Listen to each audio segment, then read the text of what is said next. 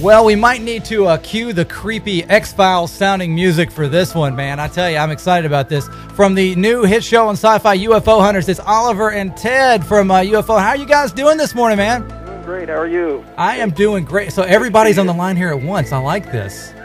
I tell you, this is cool. Now, first of all, let's just jump head first into this thing. Okay, define for everybody out there. Give us the correct definition of a UFO. Well, by definition, a UFO is an unidentified flying object. It's an unknown. It could just be a misidentification of a plane or a military aircraft, or it could be something all the way at the other end. It could be an alien spacecraft. Who knows? Now, see, that's a big word. You start dropping words like alien spacecraft. You know, that's some pretty heavy stuff there. That's right. All right, now let's go back, guys, and because I'm glad I got some official people on here who know what they're talking about. Okay. Oh, where? We'd love to talk to them. Yeah, I was going to say, yeah, are they in the studio? No, seriously. Okay, now let's talk a little bit before we get into the show. Everybody knows everything about Roswell, or they think they do. Define what happened at Roswell, because that's probably the most famous, right? Is that probably the most famous case of unidentified flying object is what happened in Roswell, New Mexico? Yeah, Roswell is a very, very old case. It happened back in the mid-'40s. Yeah. And I know it's been overdone so many times and researched so many times.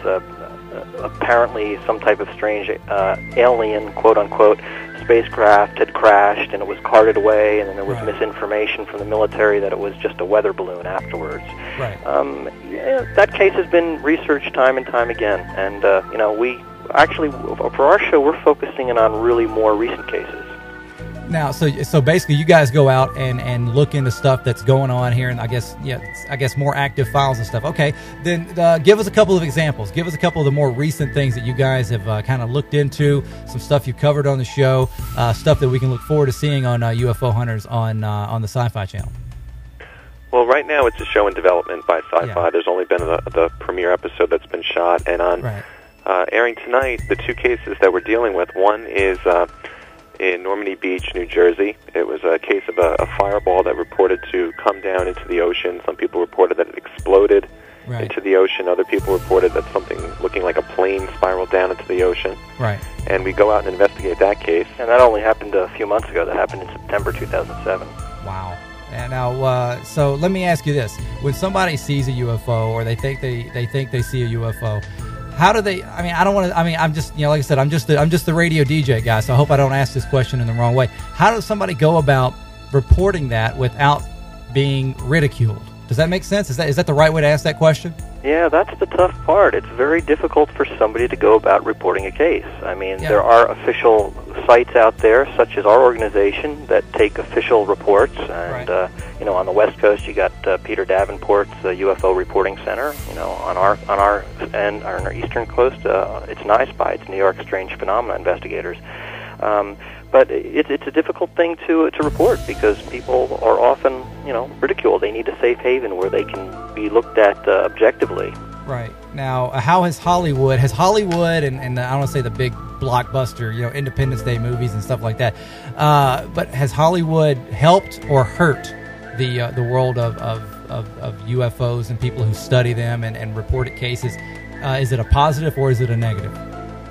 It's hard to say. I think some people would say that the more the media dives into this subject, that it contaminates people's imaginations and confuses stories. But the stories we get have really held solid for decades, and it hasn't really changed despite the explosion in the media with shows like The X-Files and movies like Independence Day. Yeah. We're still looking at the same thing again and again. Yeah, when we go out and research a case, we actually do it like a detective would be doing a CSI type of investigation. Right. You're taking every bit of evidence that you can find, and you're hoping for the best cases that have video evidence, multiple witnesses, physical trace evidence that you can collect. Like the second case in our show, it actually has all those elements. It has video evidence, it has multiple witnesses, it has FAA radar records, and it actually has a new twist, which is why we went back and took a look at it. There's actually somebody who claims to have had a missing time experience or an abduction associated with his particular sighting. Very interesting case. Talking to Oliver and Ted from Sci-Fi's new show, UFO Hunters. It's on Wednesday night. on the Sci-Fi channel. And now, how long? You guys have been doing this for years. What brought you guys into wanting to do this? Was there a moment that defined as like, this is what I got to do? That's what people would automatically think, but actually for both of us, we can't point to any one little moment in time where we saw something that we couldn't explain that drove us. It was more just an interest from childhood that kind of expanded over time and turned into a real obsession. Yeah, it's actually a passion for both of us. I mean, we both have full-time jobs. You know, we're not full-time UFO researchers, so we do it on our spare volunteer time. Man, that's well. I'm looking forward to it, man. It's fascinating, I guess, to just to the average viewer like me who's going to watch it tonight, just to see this stuff, and it's a little bit creepy too, But I think that's the aspect of it. Do you guys, when you guys are investigating this stuff, what about like the Men in Black type stuff? Is that real, or is that just something that is kind of made up to just kind of add to the lore of everything? With like these MIB sightings and stuff with people and everything. Well, certainly there are a lot of reports in the UFO literature over the years. We haven't had any personal cases or encounters with anything like that, but I can't really comment one way or the other. It's definitely intriguing, and it is part of the field. That's what I've always heard. Like if you, it's one of those things where if you start investigating too much or you know too much, then the Men in Black kind of come. I don't know if that's just kind of what like I said, as the average Joe Blow out there, that's just I guess the specials and stuff that I've seen. I guess we don't know enough.